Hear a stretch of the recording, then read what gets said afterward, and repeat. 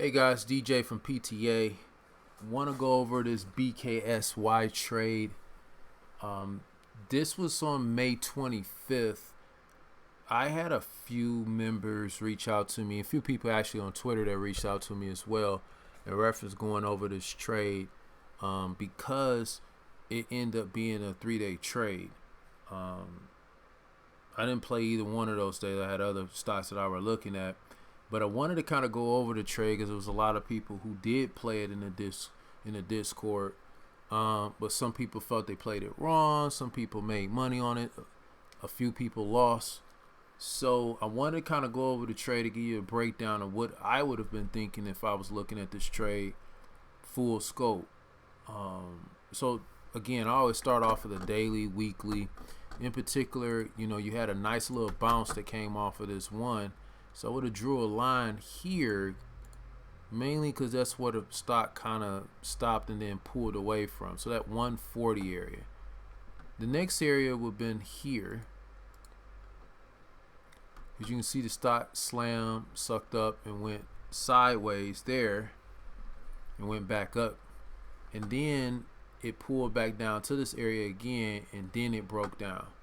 So that's 151. Again, guys, I do whole numbers, so it'll be 150 is the zone. And then the next area of interest would have been here, which would have been where you see it kind of sucked up, went down, sucked up, and then treated it as resistance. And then they went up, pulled it back down. And then right here where it sucked up, act as resistance, and then the breakdown. So again, guys, because I always do whole numbers, this would be $2.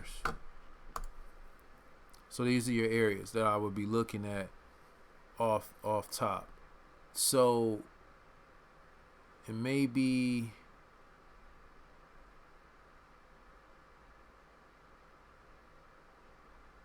maybe 160 because you got a order came in here, it sucked it up, this act as resistance, support, and then the fade. So it'll probably be 140, 150, 160, and $2. So let's zero down into the 5-minute. As you can see, it hit the 140, hit the 150, and then pulled off of the 160.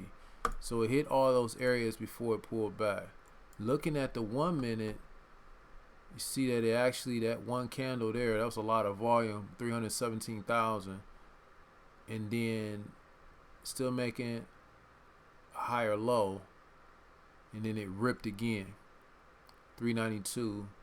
And now it's in this candle. So this is about 10:20 p.m., 10:20 a.m. Eastern Standard. Kind of give you a timestamp on what was going on. So let's go another, pull this back out 5 minutes, and let's go 10:30 a.m. Eastern Standard Time. So we had two more 5-minute candles. So it hit this 189, didn't get quite to the $2 mark, and it started to pull back some. We're still in the uptrend. I want to make that a point. Because some people ask, well, the pullback and Well, I still look at it as being in the uptrend. I don't look at the 1 minute as being trend. I look at the smallest time frame I go when it comes to trend is the 5-minute. So we're still making higher lows, and we're still making higher highs. So as a result, this is still in an uptrend. So yeah, that's where we're at with that. Now let's go 10:45.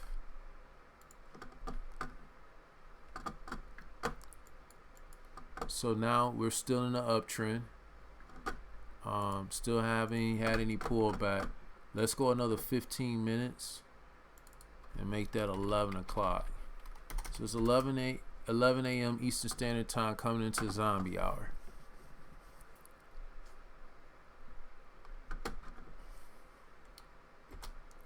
So now that we have the 11 o'clock time frame up and going, I want you to pay attention to something very specific in candle structure.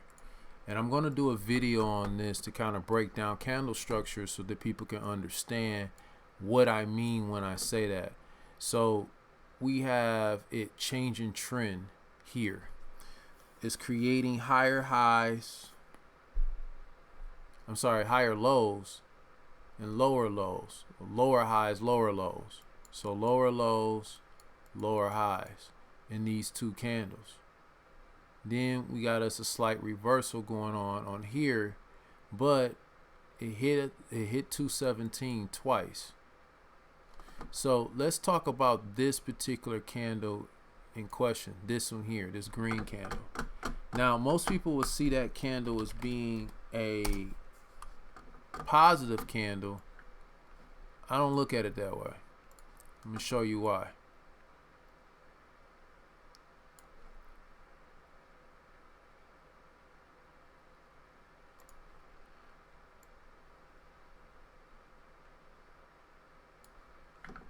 So I'm going to try to duplicate what we see here on this candle so you guys can kind of see what I'm talking about. Alright. And then we're going to go to the paint it green, go back to black. So let me start putting this in. So what does this green candle tell us? That this is the top and that this was the bottom. Now this is basic candle structure. There's tons of videos on it, but I'm going to do one on this because I had someone asking me to do it. So I'm going to end up doing a video on it. But just to give you a quick synopsis, this is the top or the high of this candle. That candle was 217. Great. The low of that candle was 194.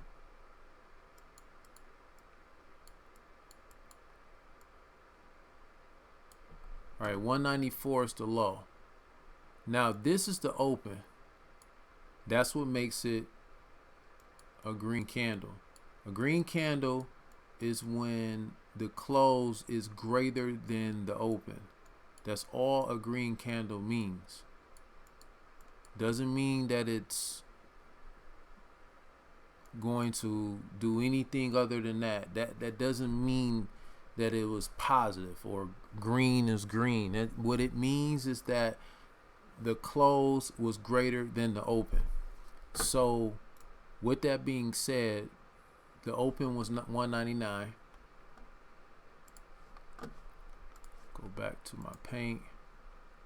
So you got 199, and then your close price was 201. So when you look at this candle, what you're saying is, in a nutshell, is that shorts took over here. Because basically the candle had to go up and then the shorts had to pile in and close it below or close it above. It's open, but there was a lot of range. This space in between here is showing you that that candle is essentially sellers.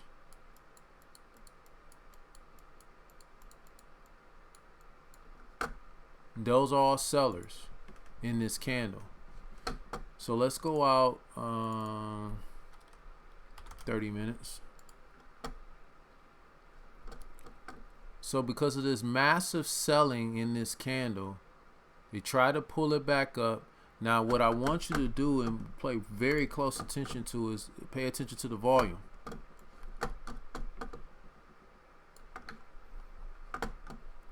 Massive rally on the upside. Any red candle didn't have a lot of power. As it exhausts itself, they pull back. This is your pullback.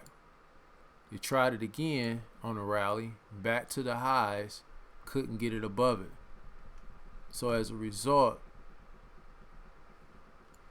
it's exhausted. So we start to see it taper off. This is a tapering move. This is your death candle. That was the candle that changed the momentum, or the igniting candle of the move. So that 5-minute candle there is where things started to ignite in the opposite direction, but it was caused by this candle here. So typically the stock is going to show you something before it actually happens. So because we didn't have no pickup in volume here, the next move is to reverse and go the opposite way. So this is a healthy pullback at the moment.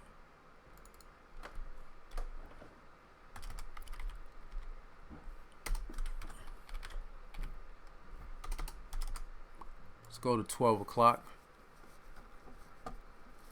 So what happens in this situation is the stock went up, pulled back, shorts got interested in this here. They pulled it up and then slammed it back down. Remember, this is a 5-minute. And then they immediately trapped the shorts. They set them up for the trap. So one, they set up the trap for the shorts, and then they also washed out the weak longs, because there was a lot of people that got long off of this, waiting for it to go higher. Washed them out real quick, and then began to rip to go the opposite way. So what it looks like from a higher time frame, let's pull this out to a 15, is it got weak, shook out, and then went the other way. Now let's break this down to a smaller time frame so you can see the move. So this is what they did. And it's like a 2-step tier in this. Let me go back here and let me draw this again for you guys so you guys can understand. Now ultimately we had this sideways price action, right? And similar to here. So ultimately you had two sections. You had a downtrend here and then also here. So the stock bounced. It started to squeeze up, but because it didn't have any energy, looking at the cues, it fell. Then we get this sideways price action. So this candle right here,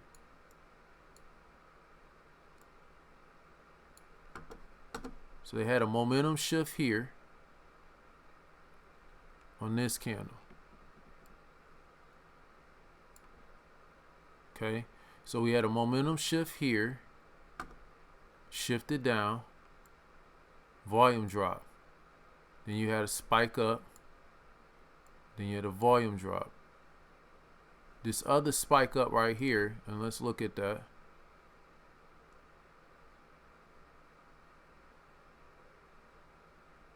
Sellers, buyers got aggressive here, and then they tapered it off. When they dropped it here, notice how this Q in volume is not as high as this volume here. But we had way more range in price. So the range on this one was 15 cents. The range on this one was 14 cents. It was relatively the same range, but not that much volume. It started to exhaustion. So now you looking at, okay, it's wicking. Next power move was here. That set the low. Right there. So because they set that low right there, that's what you're looking for. So we're looking for a move up, a pull back, set another area, and then the rip. So your goal would have been, well, this is too parabolic. People gonna want to take it down, but it started going sideways. They tried to rip it down here on volume. They brought it back up, went sideways. They waited for the move up And then once the sellers tried to step in here, they got ripped. Massive amount of volume came in off that candle that cues other people to wait for the move and the pullback. This is a classic trade, to wait for the move, then the pullback. There's probably some type of moving average right here. They pulled back into the moving average and then took off. Now, why do I say that? Because this is what the other traders are thinking. So let me give you an example. One of the most popular ones would be your what is it called? Your exponential moving average. So we're going to go with a 9. Okay.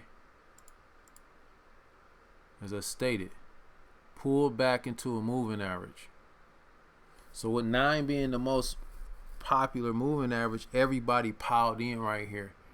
You also essentially, let's go here, draw another chart. You also, after this move, again guys, pull up, pull back into the moving average, pull up, pull back into the moving average, pull up, pull back into the moving average. That's a classic trade that people do when they're going, or scalpers. Another thing you got to look at is where all the shorts are sitting. So these are all stop losses being hit, all on the way up. And then you get this again, pull back into the moving average, pull back into the moving average. Now just looking at that, you're like, wow, how did he know that 9 EMA would be there? It's just from looking at the price action. You got to remember that the moving averages is moving based on the price because it's a lagging indicator. So any type of pullback and push is probably pushing off of a moving average. That's what people like to see.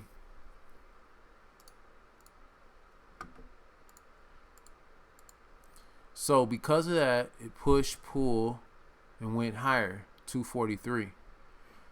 Entry would have probably been somewhere here, around the 190s, $2 area maybe. Risking to 184. And it ripped to 243. Now let's go another hour. And this would be 1 p.m. Eastern Standard. So the stock has made a move. So remember, we had this massive volume here. Another one here. Now we're topping out on the long side higher than before, because we're taking out the previous entry day high. So they call this new high of day. So if you're in a forum or you're looking at our forum and someone said NHOD, that's new high of the day. So it took that out, pulled back. Now if you pay attention to the pullback area,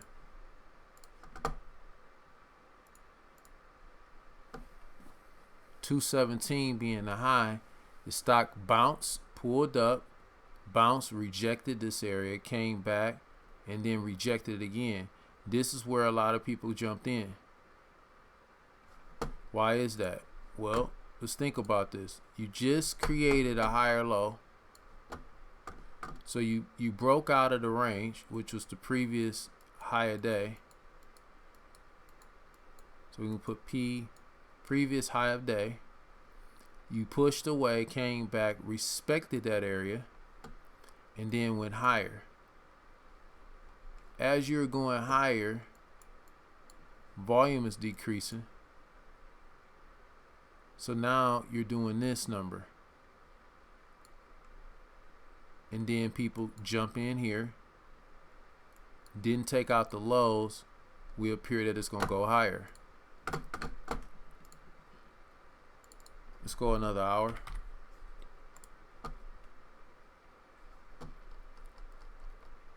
So again, guys, it's just looking at the chart and being patient. Now this is a 1 minute. And we're looking at this. So you're looking at 2 o'clock p.m. Eastern Standard. Remember, this was high day. Stock slam, went back, touched it twice, added shorts, more shorts got interested. We got the flush. When the flush happened, it didn't rebound, it went sideways. So when you have a flush like this, when it goes up, comes back, go down, create a lower high than before, pulls down to support, which would have been your $2 area, pulls back up, creates another higher low, which gets traders confident, does a teeter, and then collapse below support. You want it to continue to do this. You don't want it to do this.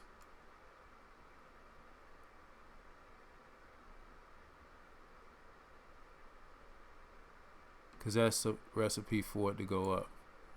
Because this little dip here is where the shorts got trapped.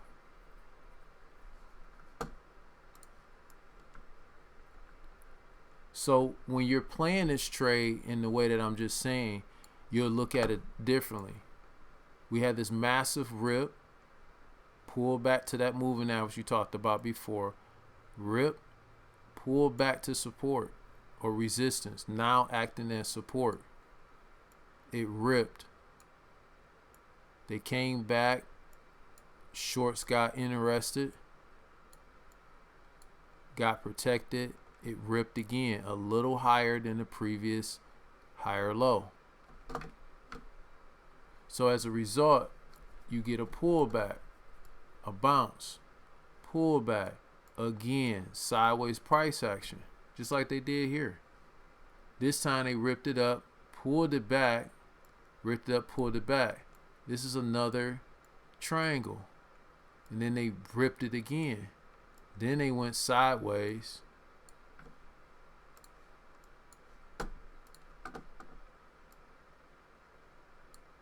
Dropped it and then ripped it higher. Same way they did here. So this is the first time they did it. The second time. The third. Now we sitting at 270. So not only did we clear out here, which would, we'll call it 240. So we create shorts, pull, respect it, bounced over it, acting as support, resistance, broke through it, now became support. They dropped it just a little bit with volume, and then they reclaimed it real quick with more increasing volume. Got your confirmation, jump in. So ultimately, you would have jumped in here, risking to here, which is 10 cents. Why? Because you're looking at the volume creeping in, and it has confirmed that it's going higher. Look at the cues. Look at the volume. That volume is greater than the view. So they did this volume, pulled it back a little bit. So take a look at that in the chart. Let me redraw it.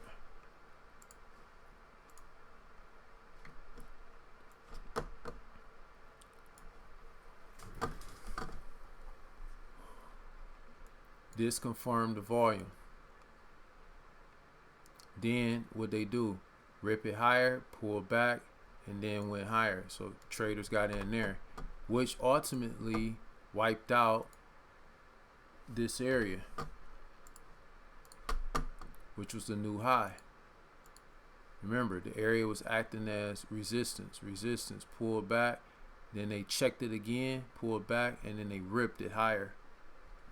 Now we at 270.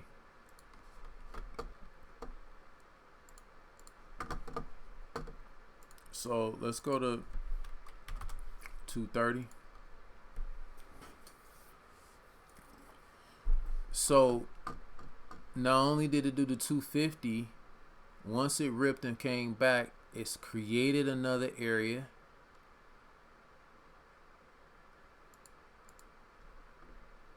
Pulled back, respected it, went back into that area, pulled back, and then they knee jerked it again. So if you could pay attention to how they do this stock, you can see how the algorithm was actually running that day for this particular stock.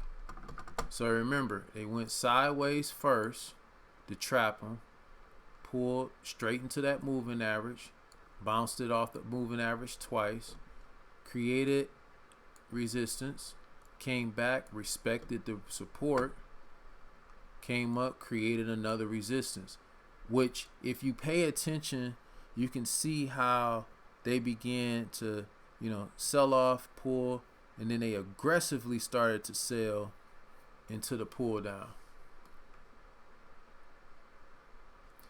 Respected. So you got shorts here, you got shorts here, getting really greedy. And then you got shorts here, trying to push it down, couldn't do it. They popped it back up. Shorts got interested again here. So you got shorts that got out or had weak hands. Then they pulled it right back up to resistance, highest point of resistance, higher day. Pulled it back, let it go sideways, and then got aggressive right here. That's why you see this increase in volume right here compared to this area. It was kind of skating, and it was just whoop. All right, and then they got super aggressive again, the confirmation, but it couldn't get lower. So even though they increased the volume, they couldn't get the stock lower. The next candle was green, next one was green. So most people jump in on the third or the fourth one once the volume was confirmed. Went up, pulled back, and then went higher. So what did they do after that? They created a little mini flag, in my opinion. Trapped, ripped it back up, got all these shorts involved, which was pretty much their last pace because they ain't cleared out all the shorts. And then they turned around and did another higher day clear. Cleared it out. Now we up to 297.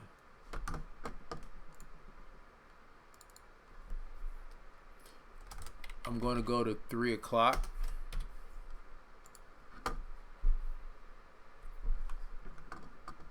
So over the course of an hour, it played around with that, and then it started to do this. It looks as though the stock is trying to find support. So 297 resistance, massive sell-off. Couldn't really get it back up there. So what they did was, okay, say, hey, we can't get it back up there right now, so we gotta get it switched. So we got shorts, shorts, shorts.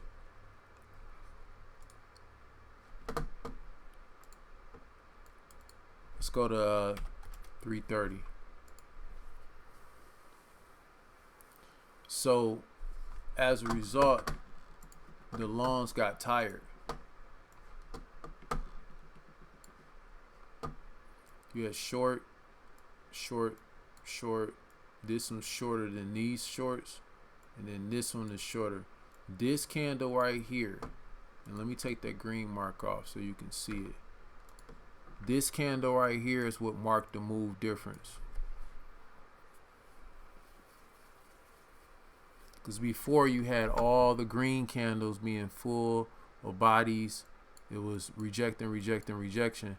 Now support is rejecting. And what does that look like? Well, this is where support was. So you had both here. It popped up in this area to gain some demand.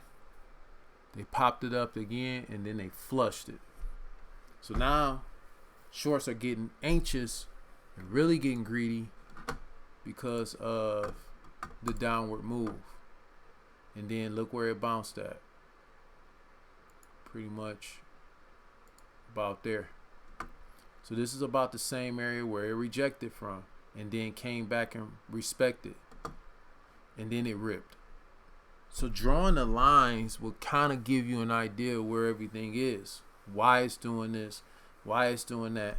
And this is what a lot of traders do. They let it fall all the way back down to this line and then boom, play it right at couple cent, knowing, okay, I play it at 264 because the risk is 261, 3 cent, 5 cent, whatever. So I'm gonna trade it there just so I can be safe, just in case the trade go against me.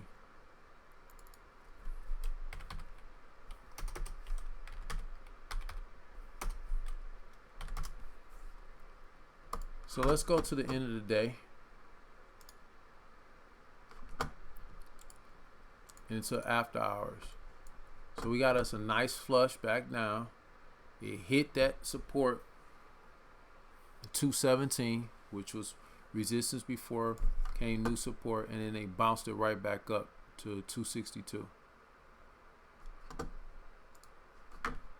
So that's how that day it traded out. Now we're gonna leave all our markers where it's at, and let's go another day. So we're looking at May 26th. So again, shorts got in there, pulled it down off of the 240 area, pulled it right back into the 217. So not only did you have it hit it once, you had to hit it 3 times. That should let you know something. Stock rejected it here, here, and here.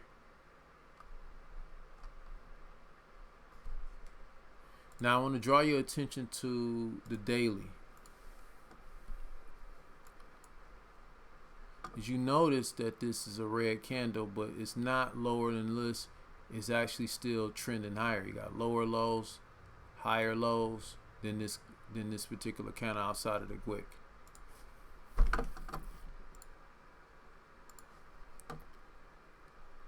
Now let's go another day, which is the day it moved, May 27th. So let's go back down to the 5 minute.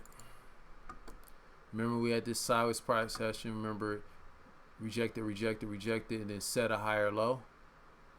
This is where you probably would have got in there and let it ride. Now one thing you can always do too is risk off the previous day low. It's a good area to risk, because on this particular stock it always created a higher low. So even if I had got in here, I was really risking back to there. Go back to the 5 minute. So as a result, it kept chopping, and then eventually made a move higher, and then it pulled out. So paying attention to the volume, paying attention to the price will really help you understand the sentiment of what's going on in the stock, so you can find or pinpoint a good area, get an excellent risk to reward, and then you're pretty much set in stone.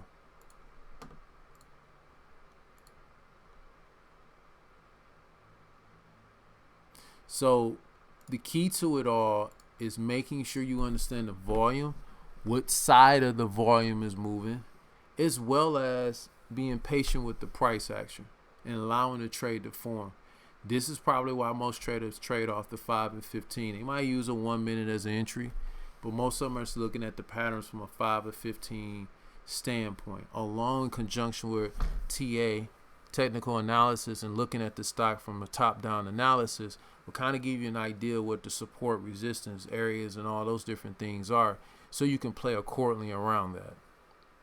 So, all right, guys, if you like this video, hit the smash button, like button. Make sure you subscribe and turn on the bell so that you don't miss any videos that we upload. And guys, as I tell everyone in the trading community, stay studying and stay focused.